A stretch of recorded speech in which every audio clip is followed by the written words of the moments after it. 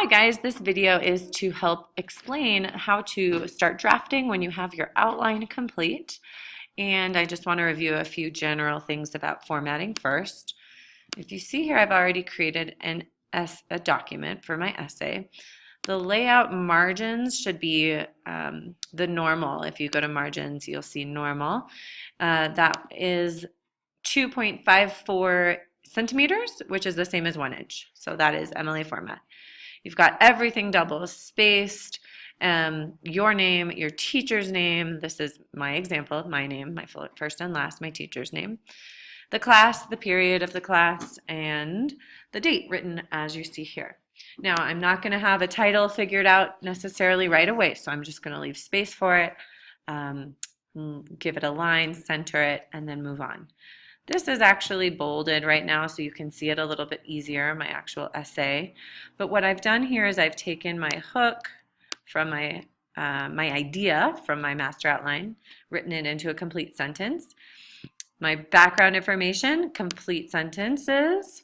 For you, you might have some notes here, but not complete sentences. And I've turned it into a paragraph, as you see. And then my thesis statement here, a couple sentences long, I've included that as well. So now you see what was once an outline form becomes a complete paragraph. Okay, it's indented with the tab button. I'm clicking tab right now, so it automatically indents the perfect indentation.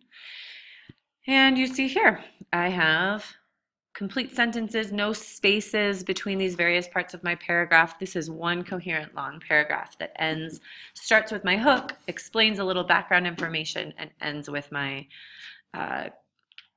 my thesis statement. So now it reads, many people could never imagine that it is possible to live on less than $1.25 per day, but it is.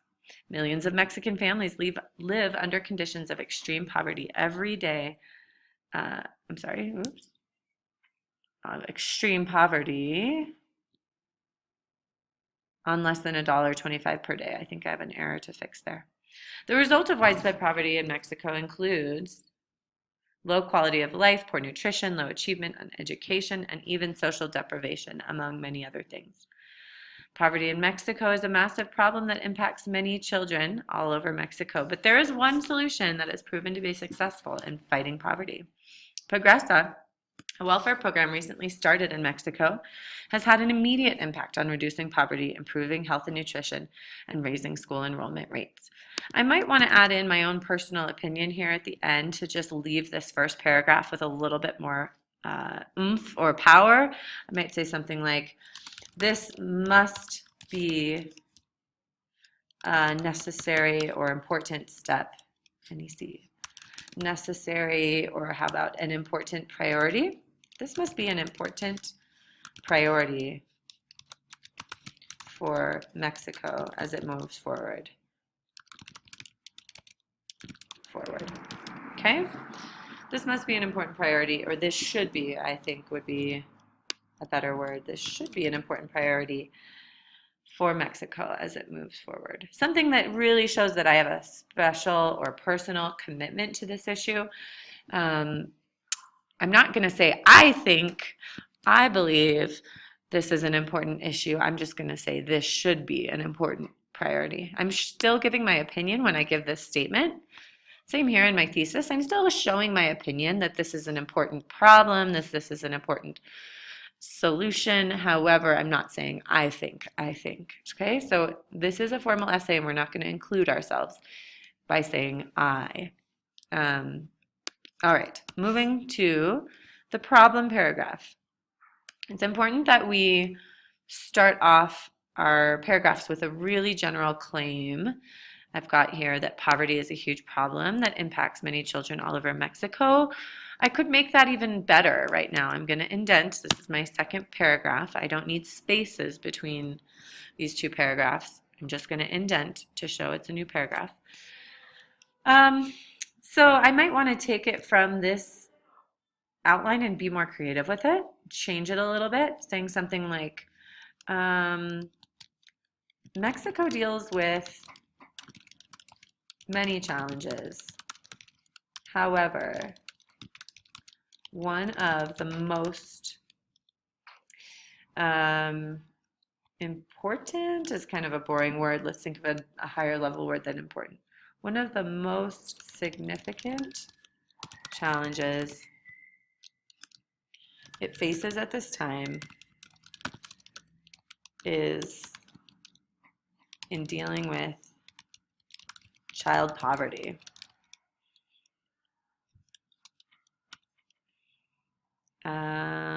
Now that says more or less the same thing. Poverty is a huge problem. I'm just adding a little bit more oomph by saying, one of the most significant challenges that it faces is dealing with child poverty. And the way I say child poverty here, it really seems like a really devastating problem. So then I'm going to move into, so that's my topic sentence here. I might color code it to help myself remember I've included a topic sentence, or I might move on to my first piece of evidence. Okay, now making sure these are in the right order I want to present them in. I might want to change the order when I start writing my draft, but here's what I could do. I'm not just going to say 20 million Mexican children. I am going to lead into this quote. So one thing I could do is say how widespread this is. This problem is very widespread throughout the country. So now I'm leading into this quote, and now I'm going to add in that 20 million Mexican children and adolescents live in poverty, so I'm really leading into it. This problem is very widespread throughout the country.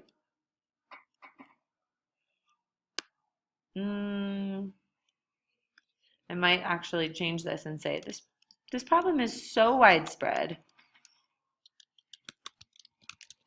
The great thing about being on a computer and a word processor is ability to delete and add in whenever you want to. So go back, change things, try 2 options, whatever, until you find the sentence you like best. So this problem is so widespread that, quote, 20 million Mexican children and adolescents live in poverty. My source A, if I look back, I'm not going to write source A. I'm going to actually look up the last name of that author. And if there is no author, you guys know from the previous video, like there is no author for this. There's only the title for me to use. And I got this from the very first page because it's actually in the title.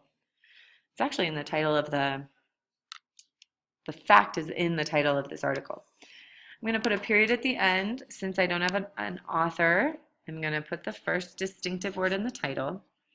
I've got quotation marks here and here to show that I'm exactly quoting as it appears in my article. Okay.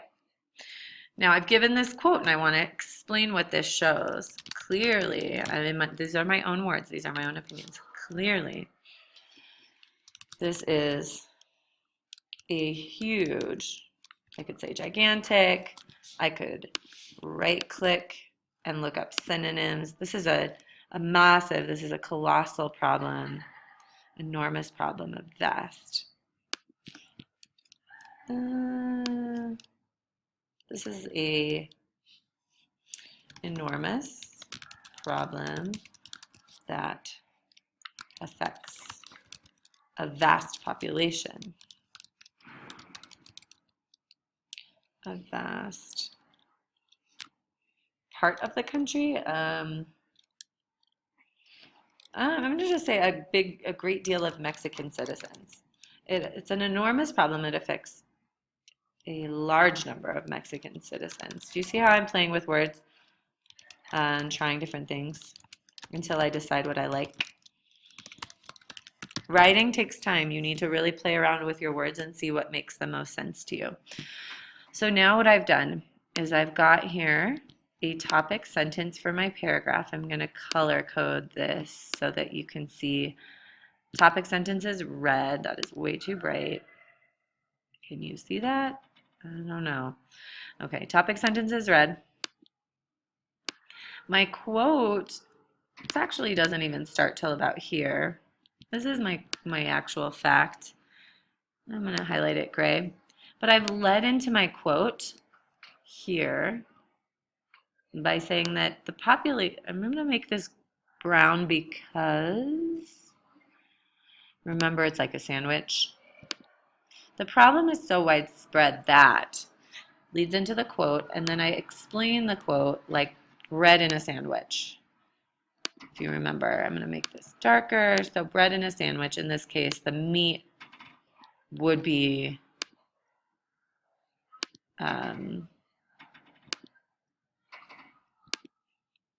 here you have the meat of your sandwich being the fact or statistic. And my leading in and my explanation of that being in brown for the explanation. Okay, now I've got Mexico deals with many challenges. However, one of the most significant challenges it faces at this time is in dealing with child poverty. This problem is so widespread that 20 million Mexican children and adolescents live in poverty. More, page 1. Clearly, this is an enormous problem that affects a large number of Mexican citizens. Okay, I'm going to think about next how I'm going to transition. How will I transition into this next piece of evidence? Okay, that 10% of those poor people live in extreme poverty. So I'm going to continue on by saying furthermore. That's really a great word for being convincing an argument. Furthermore, quote, of those poor people, I'm going to put this in my own words, of those affected by poverty. So of those 20 million people I just mentioned, 10% of them live in extreme poverty, which means they are surviving on less than $1.25 per day. Now I can put this all into my essay in my own words from my piece of evidence here, source B, page 2, but I still need to give credit to this source. So source B, if I remember, does have an author. Nope, does not have an author, but the article starts with the word poverty.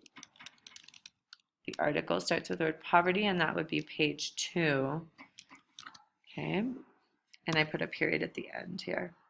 So now it reads, furthermore, of those affected by poverty, 10% of them live in extreme poverty, which means they are surviving on less than $1.25 per day.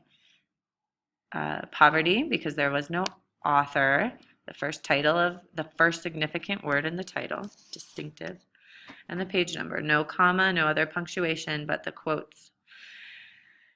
And again, just reminding you that I rewrote this fact in my own words. I paraphrased it in my own words, but I still need to cite it, which I've done here. My next step would be to say, this shows, or perhaps explain it in other words. I could say, besides clearly, I could say something like this. Obviously, I'm just thinking of other ways to be as convincing as possible. Okay. If you notice here, I'm leading into my quote or my fact, then I'm giving my fact. Okay, so again, you're using a lead in, even if it's a brief lead in, you're leading into your quote or your fact, and then you're explaining your fact every time so that it's like a sandwich. Not just dropping quotes in out of nowhere, you're really explaining them before and after. I hope this video was helpful so far. I'm going to have to create another one to continue to show you the process. Hope it was helpful.